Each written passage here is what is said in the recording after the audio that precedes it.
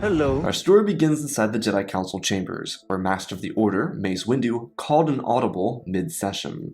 They were speaking to young Skywalker about the Chancellor's appointment to the High Council, and their disagreement with it.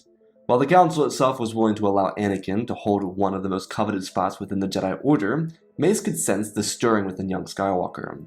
There was something more, and he knew that having Obi-Wan go to him privately would likely encourage this stirring to become more pronounced. The Jedi of the Chambers had agreed on the mission statement, to have the very close duo of Palpatine and Anakin to become a spy mission. They all believed Anakin could do it, and that's where they planted their trust. It was in their faith, not in Anakin himself. Mace was calling an audible on that part alone, because placing their trust in their faith hadn't exactly worked out for them throughout the duration of the war. They hoped that something would go right, but it didn't always work out that way. To change up this plan was a risk in of itself, and it relied heavily on Skywalker's response to it. Initially, this mission wasn't supposed to go on record, making it seem even more suspicious, especially if one was newly introduced to the Council. It was a mandate led by Grandmaster Yoda, who, not more than a few months before, suggested that they keep the secret of Tyrannus' involvement in the clone army from Palpatine. Anakin was standing right there during that entire conversation. It wouldn't be wise to bring Skywalker into their ranks, force a mission on him, and expect a 20-some-year-old to just be content with the idea of secretly spying on someone. It made the bureaucracy of the Council seem even more corrupt than it must have looked from the outside. Mace, an individual who joined the Council in his young 20s, could understand how jarring this might be to Skywalker, and Mace was a true Jedi through and through, so it would be even more shocking for Anakin. As Mace was about to announce his rejection of Skywalker's appointment to the rank of Master, he skewed around it. They accepted the Chancellor's decision, despite not agreeing with his disregard for Jedi affairs. Mace's voice switched up, as he rejected Palpatine's belief that he could intermingle with their decisions. Anakin listened carefully, as Mace told Skywalker that it was why they were going to bring him into their own investigation.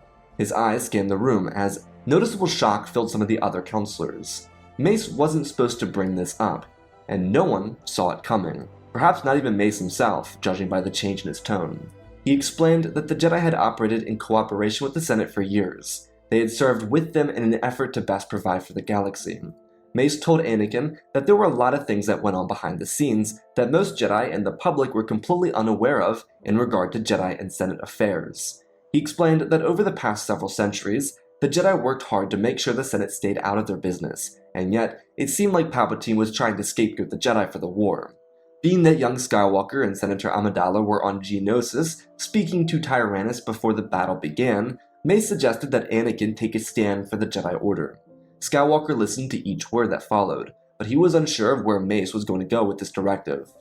Master Windu framed the entire situation as the Jedi being in a bad place, and how they needed Anakin's help.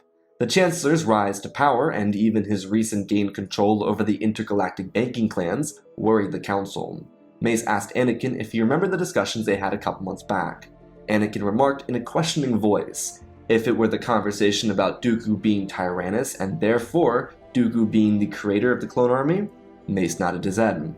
Anakin asked, what about it? To which the Master of the Order quickly responded.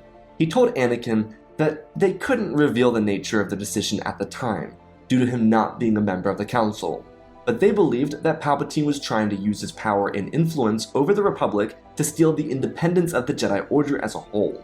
If they revealed the information surrounding Tyrannus, Palpatine could use it against the Order and pull them further into his grasps.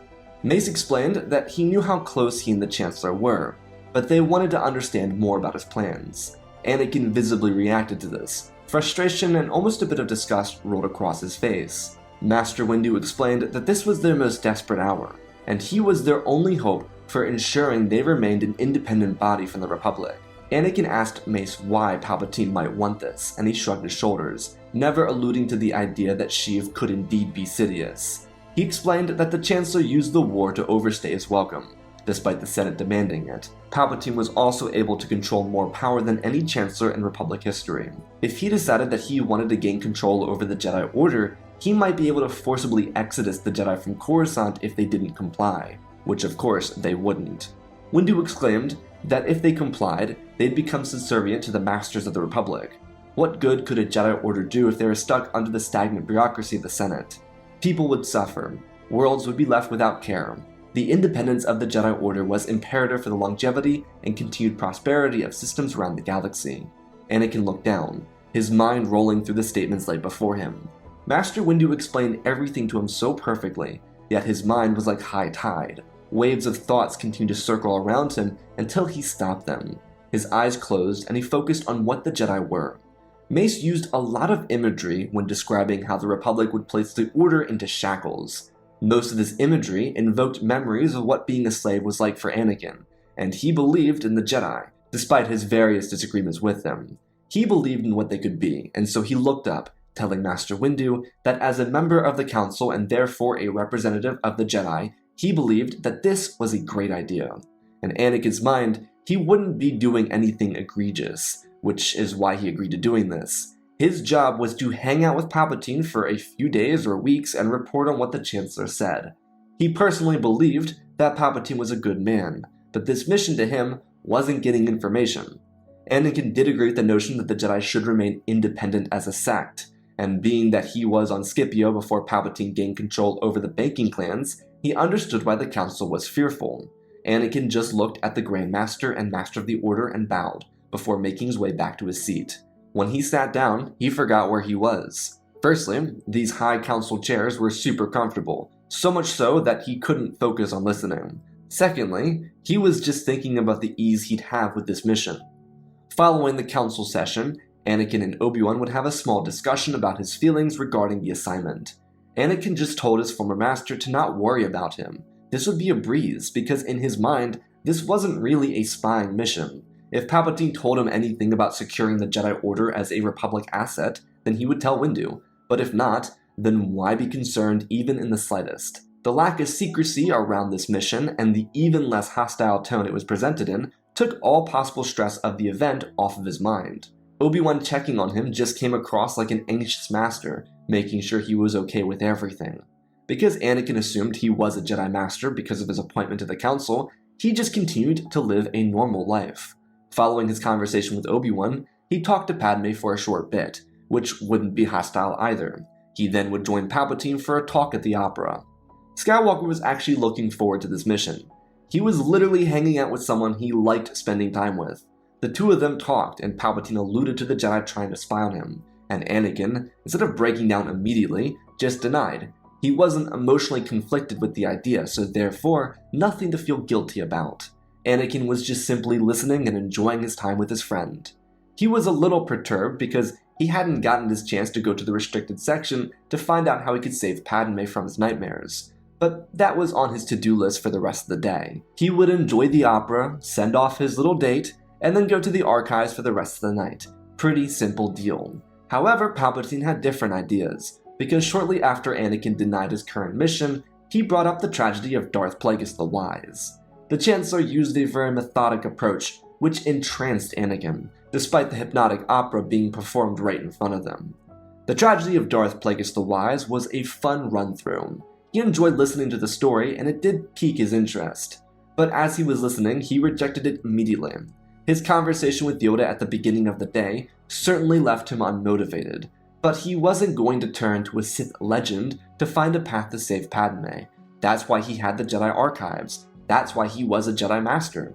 He told Palpatine that the story was interesting and left it at that. They didn't need to go into any other details about the tragedy. After the opera, Anakin ventured into the archives, but it was very late at night.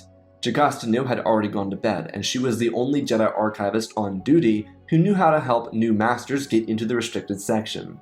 Her understudies weren't permitted by her until one of them became the lead archivist. It was another case of tradition for tradition's sake. Anakin found this to be a little annoying, but he did spend some time inside the archives, despite not being able to get into the restricted section.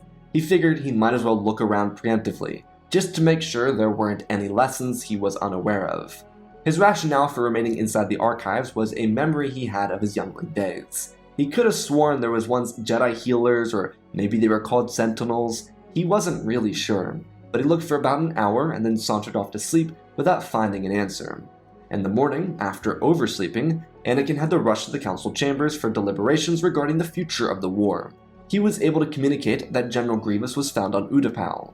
While the Chancellor suggested that he be the one to go, He expressed that he rejected the idea and told Palpatine that he was stationed on Coruscant to train a class of younglings. The Jedi around the room nodded in approval, seeing that Anakin was taking to his new role pretty well. Before an assignment could be given to another counselor for fighting off Grievous, Anakin expressed that to keep up the ruse, he would actually like to be given a group of younglings to train. He felt bad for lying, and he knew he might crack if asked about his students while completing his mission. Windu looked to Master Kit Fisto, who nodded, telling Anakin that they would discuss it in the following session. He smiled and leaned back into his seat, as the council came to the conclusion that Master Kenobi should engage General Grievous on Utapau, having had the most experience in combat with the droid general. This seemed, again, like a great idea. Anakin's talk with Fisto would have to wait for a little while, because Skywalker would walk with Kenobi to the loading docks where he would depart for Utapau. Afterwards, young Skywalker would return to the temple, where he would greet Kit Fisto inside of the archives, where he would explain that there was a class that Ahsoka was quite familiar with. Kit Fisto handpicked them because they should be pretty well acquainted with his style of teaching. That was actually very kind, asking if it was a class with Gunji in it, just to be sure. Fisto smiled, before running through the basics of the instruction he would have to give and how to handle a class-size lesson. As they finished their walkthrough, Anakin asked about the restricted section, and Fisto froze in his tracks. It was here when he realized that Skywalker thought he was a master the entire time. He quickly thought about what he would like to do, before coming to the conclusion that he would just give Anakin his own code. Seeing that he was handling this mission so well and with such humility, pushed Fisto to believe that he was responsible enough to have access to the restricted section. Hopefully, he wouldn't get in trouble for it, but it was worth the risk in Kit Fisto's mind. He showed Anakin how to open it so they didn't have to hunt down Master Jocasta, who was in the middle of a one-on-one lesson with a struggling student. Best to not interrupt her. Anakin was very grateful for Fisto showing him how to open up the lockdown areas of the archives. Ironically, Anakin believed the code he was using was his own, but it was just Fisto's. No reason to burst his bubble. He was happy in completing his mission. Anakin had a couple hours before the younglings came in, so he went to visit Padme first. She hadn't been visited by Obi-Wan, so she and Anakin just chit-chatted until they both needed to leave to do their own respective jobs. Early in the evening, before the sun started to shoot out highlights of orange and pink, Anakin returned to the Jedi Archives, where he was greeted by his students. Biff, Gnodi, Gunji, Katuni, Petro, and Zat were all very excited to see their instruction mentor. All of them addressed him as Master Skywalker, as he gathered together a couple holocrons he took from the restricted section. They were based around healing, but these methods weren't exactly sanctioned by the Jedi Order, which is why they were in the restricted section. They were learned ways of healing others, but they were not force heal per se. Anakin didn't know that, he just saw the word heal and grabbed it. The students gathered around as he prepared his lesson on the fly. Right as he opened up the holocron, he got a call on his communication frequency. It was Master Windu, asking if he could inform the Chancellor of Master Kenobi's engagement with General Grievous. Anakin hesitated. He couldn't blow his cover by abandoning this class, but he also didn't want to fail Windu, so he agreed to do it. As their call ended, he contacted Palpatine and informed him of the situation. He was in class right now, but Master Kenobi was in an engagement with General Grievous. Palpatine expressed joy and wished Anakin luck with his instruction. Beneath his glimmering teeth were the fires of 1,000 suns. Palpatine was furious. Anakin, on the other hand, had killed 2 birds with 1 stone, and now had to clean up that mess. How did 2 birds get inside the archives? Anyways, he was back to his instruction. The ideas around healing were discovered long after the ancient concept of force heal. It was explained immediately as a holocron turned on. Skywalker read through the manuscript as the students watched the hologram of a Jedi Master, elegant in their look, described the elements of these constructs that the Jedi had created. The next hour or so would be really pretty seamless. Anakin would stick with his students, and the Jedi would wait for Kenobi's victory as Palpatine would concoct the evolution of his plans. When the students left, Anakin returned to the restricted section with the holocrons. He and his students learned a relatively informational piece regarding the use of meditation to heal those around them. It wasn't like healing a wound or something like that. Rather, it was the use of harmonizing with another's heart and raising it. A spiritual and/or emotional healing, if you will.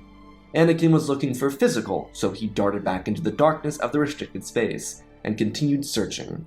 His eyes scanned over dozens of documents, holocrons, books, and pages. He was desperately searching. He had been patiently and happily going along with the whole spy shtick, But he was starting to get stressed and frustrated. He didn't want to consult darkness, but maybe he should, because it would yield quicker results. As he was opening up another hologron, the building rocked, with what sounded like an explosion. This was strong enough to actually throw Anakin from his feet. He turned back and rushed to the doors and found a battle within the archives themselves. A single temple guard was spinning his pike around, slashing at the other guards who were with him. Anakin's lightsaber ignited as he demanded that the guard cease hostility. The other temple guards raised their weapons and created a pathway for Skywalker. Anakin pointed his saber in a commanding way, but the guard didn't care, throwing himself across the room. Skywalker blasted his saber in front of his face, as he backpedaled away rapidly. The temple guard swung both sides of his pike at Anakin, as he spun around them and out of the way, using the force to shove him over a table. Anakin told the other guards to break out of the archives and see what was happening now. Skywalker looked back over to the corner where he saw Sindralic dead on the ground. Anakin threw his head back and dipped under his strike, realizing that the guard had shanked the battle master and killed his students without much trouble. Sin never saw it coming, and Anakin didn't have the patience to understand why this individual was doing this. Their blades collided and held. Skywalker shoved down to the ground before dragging upwards, slicing the pike into halves, as he kicked the Inquisitor backwards into the bookshelf. He threw his blade at Skywalker, but he swerved out of the way, spinning on one foot, planting it into the ground before dragging the weapon back, disarming and then killing the treacherous temple guard. As Skywalker went to search for the other 6 counselors, Tin, Kolar, Windu, Shaak Ti, Master Fisto, and Coleman Kaj, a rapid chase ensued across the city planet. Sidious was trailed on speeder by Masters Windu and Fisto, the only 2 survivors of their duel inside the office. Palpatine had changed his plans, and he was able to initiate Order 66 while on the run, giving the Jedi across the galaxy, but especially on Coruscant, the surprise of their lives. This is where he told Grand Inquisitor that Skywalker would not be joining them. Sidious could not worry about Anakin joining or not. They needed to succeed. The 2 Jedi behind him continued to press their chase, using what they were able to get their hands on as to not lose sight of the Dark Lord. Inside the temple, Anakin rushed out of the archives to see clones from his very own division slaughtering his brothers and sisters. From the corner of his eye, he could see younglings he just trained get swarmed and defended by temple guards and Master Coleman Kaj. Anakin ran into the field of combat, trying to reason with his men, but being forced to knock them out through various methods or kill them if worst came to worst. As he was saving what Jedi he could, he saw Master Shaak Ti rise from the rubble of a fallen pillar, one knocked over into her personal chambers. She readied her weapons and pushed into the fray. The Jedi Temple was vastly unprepared for this encounter, but with a rallying of temple guards and counselors, one of the most elite clone units was left in shambles. Anakin tried to save as many of his clone brothers as he could, but he needed to stop them from killing these Jedi who had done absolutely nothing wrong. They were innocent children and teachers. They didn't deserve to die. Skywalker and the other Jedi Masters present were able to gather a resurgence in their fight to push back against the clones, getting them to call for reinforcements. Across the city and the streets of the upper levels, Windu lunged through the sky, avoiding electricity as Kit Fisto threw his lightsaber at Palpatine, who blocked the strike from killing him. The Sith Lord sped at Kit, but Windu landed, creating a shockwave that threw Palpatine from his feet. The Sith Lord whipped around, jabbing his lightsaber at the Master of the Order. Mace threw his hand up, and blocked with his saber in the other hand. His fist jabbed at Palpatine, catching him in the throat, as he rolled around blocking another strike and lining up next to Master Fisto. As the 2 Jedi were preparing to strike down the evil Chancellor, clone gunships rolled around the corner. Fisto told Mace to finish this. He would handle the clones. The Coruscant Guard may have been trained, but fighting off street thugs didn't prepare them for the incredible power of the Jedi, something they never saw in the field. The Jedi were an apparent talent, but without ever having seen it, the clones inside the city streets and at the Jedi Temple were left completely unprepared. Mace and Sidious re-engaged, their blades jabbing and crossing, their precision and speed unmatched, as Fisto ripped through the control panels on the gunships behind them. Sidious almost caught Mace, but he blocked it, spinning the saber around his back and using the momentum to shove his into Palpatine's stomach. The Sith Lord wasn't finished yet, though. As he launched all of his electricity at Mace, Master Windu ducked behind his saber, as his feet were pushed back against the streets of the city. He held on for dear life, as Sidious tried his hardest to make sure he died for his insolence. Kit Fisto behind the Sith Lord saw this, as he finished off the last gunship and swung down for Sidious. Palpatine wasn't able to stop Fisto in time. By the time he sensed him coming, it was too late. Inside the Jedi Temple, Skywalker used the Force to lob members of the Coruscant Guard against the walls, as the Temple Guard unit followed closely behind him. Their blades created a wall-like defense that was nigh impossible for the clones to break through. With 2 other counselors across the building and the full Temple Guard unit standing their ground, the clones of the 501st and Coruscant Guard were unable to fully stop the Jedi protection. Even better, the younglings and Padawans suffered very few casualties. At the end of the battle, the clones limped away, still trying to fight for a cause they didn't really believe in. Their minds were completely warped by the change of Order 66. The Jedi didn't know that, but they defended their temple, and once the last of the aggressor clones were pushed out, the temple was locked down and evacuated, in case of a potential orbital bombardment. The clones who were injured or wounded inside the temple were captured and put into the on-site prison. Luckily though, especially for the captured clones, there would be no incoming orbital bombardment. The temple would survive through the night, but there would be much explanation needed, a lot of which couldn't be even explained though. The Jedi didn't know what Order 66 was, or even how to discover its origins. Instead, they went with a route suggested by a very angry Anakin Skywalker. With time to think about everything and what Palpatine was trying to do, Anakin realized that he was set to become the next Tyrannus. The fact that Plagueis the Wise was a fake story to convince him to join the darkness was disgusting. Anakin had since come to the conclusion that Plagueis the Wise wasn't based on a real event, but Anakin suggested that the Jedi run with the Tyrannus story about him creating the clone army because they had validity that it was real. They could use the council session where he was assigned the mission to spy on the Chancellor as proof that they were trying to stop Palpatine. Everything lined up naturally to make the Jedi out to be the heroes of the day and of the Republic. Think about it. Anakin killed Dooku, Ahsoka captured Maul, Obi-Wan destroyed Grievous, and they effectively ended the war. What more could they want aside from their independence, as proven by the council session that was recorded? Anakin's mission to spy on the Chancellor would raise eyebrows, but the rationale was valid, thanks to support from Padme and the delegation of 2,000. Maybe they weren't married, but the Jedi were extremely grateful that they were at the very least good friends. Because after the onslaught of Order 66 and the trauma that now consumed the Jedi Order, they didn't need the Republic to turn on them. Palpatine had everything down perfectly. What he couldn't prepare for was a last-second audible made inside the council chambers. His biggest advocates inside the Senate would give the Jedi the hardest time, but the outsiders, ones who had their own issues with the Jedi, couldn't care less. And the reason for their lack of care was the fact that the war was over. When the cure to Order 66 was discovered, thanks to the Kaminoans giving it up, after facing a heavy embargo and a number of criminal accusations, Order 150 would allow the Jedi to return to Coruscant, since the only ones present on the planet were there for the Senate hearings, which were Mace, Anakin, Kit Fisto, Shakti, and Coleman Kaj. These 5 Jedi would be responsible for saving the Order from losing their independence to the Republic, but also establishing themselves as a neutral entity, one that served the galaxy in its darkest hour, saving it from the Sith. There'd be plenty of talks about the Sith and democracy once the initial deliberations surrounding the Jedi and the Kaminoans were finished, but most people wanted to celebrate. Those who reacted with stinginess towards the end of the war would eventually lose their seats to individuals who championed the beginning of peace. The Order would return to its mercy missions and continue to help out around the galaxy, wherever they could. Anakin would be officially made into a master, which confused him greatly, considering he thought he already was. But they were able to all laugh it off and eventually move on. The twins, Luke and Leia, would be born healthily and into a loving family. The twins wouldn't be separated, and Padme and Anakin would never leave their roles, though they were able to get some much needed time away from the galaxy to raise the twins on Naboo. Anakin called it a temporary brash vow when he informed the council. His seat would be kept until his return, as a new face would temporarily fill it. Ahsoka would find herself as a Jedi once more, and the clones would be protected from Kaminoan scientists and Dr. Hemlock, who the Jedi would also eventually expose to the Republic.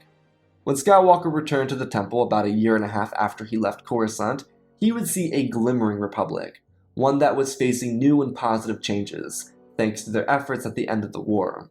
New senators filled the halls of the Senate, and the Jedi had more outreach support and funding, as well as the fact that the galaxy was embracing peace. There were no chain codes, no subjugation, and no imperial rule. The Jedi had truly saved the galaxy from the Sith, and as for Master Skywalker, That was one of the most rewarding feelings in the entire universe. And that, my friends, is our story. Again, special thanks to the patrons: Benjamin Wells, Ozpin, Angel Dust, Jack Silver, Prismatic Warlock Master, Lyndall Asher, Schmoobs, Darth Vitiate, Seju Jagger, Groot36, Hunter Belden, Rosebird, General Alexander, Robin Roberts, Alexander Reese, The Beginning and End, Django Fett Clone, Nick5098, Ben Ingram, The Big Red Pure Mark, Diamond Constant, Darth Nemesis, Lord Tibbs, CC2024, Galvin Gaming, Tristan Mandalore, Sir William 1767, Darth Revan, Grandaddy Bane, Laliant, Sky Guy, Penguin, Cullen Rooney, Shark McDory, RJ38, Nick, Michael Erlanger, The Last Jedi, Apollo, Weewoo670, Annika Tank Runner, CT7567, Toaster Oven, Oz of Oz, Darth Nox, The Eternal Padawan, Joshua Tem, Johnny DeGuin, Saints of Skeleton, Jedi Sloth, Mr. Yeet Gamer, Lord Calig, Younglings66, Madman Studios, Anakin003, Lord Draken, Photos Legacy Star Wars, Airbus, Rex the Wolf, The Man with 3 First Names, Darkseid46, Baron Joshua, and Lord Deadwing. For supporting the channel, smash that like button. Let's talk about this story. Obviously, the thumbnail is a little funny, like, oh, this is a great idea. Something that Anakin would probably never say. So this was a big challenge for me, is getting Anakin to say yes to it. And honestly, it's just kind of a manipulation of the way it should be viewed. If you view the entire purpose of spying on Palpatine as protecting the Jedi Order's independence, it makes it seem a lot more righteous. I think Anakin being a slave would relate to that idea, being like, oh well, I want you guys to be free because I wanted to be free. Ba-da-ba. So I believe he'd make the natural connection with slavery and with independence. I think the idea that really keeps Anakin going into this role is the fact that he believes he's master. And Kit Fisto is one of the only Jedi Masters on Coruscant that I think would enforce that, the other one possibly being Saesee Tiin. And as for the post-Order 66 order and reaction, I think revealing that Dooku or Tyrannus created the clone army with the fact that Palpatine could wield electricity might be enough to convince the public that maybe Palpatine isn't the best guy ever. I think the Jedi could really pull it out. I think it would be a lot of political deliberations, but I think they would pull it out, especially in this scenario, using the cases inside their own chambers as rationale for them being like, hey, look, we're trying to defend the Republic.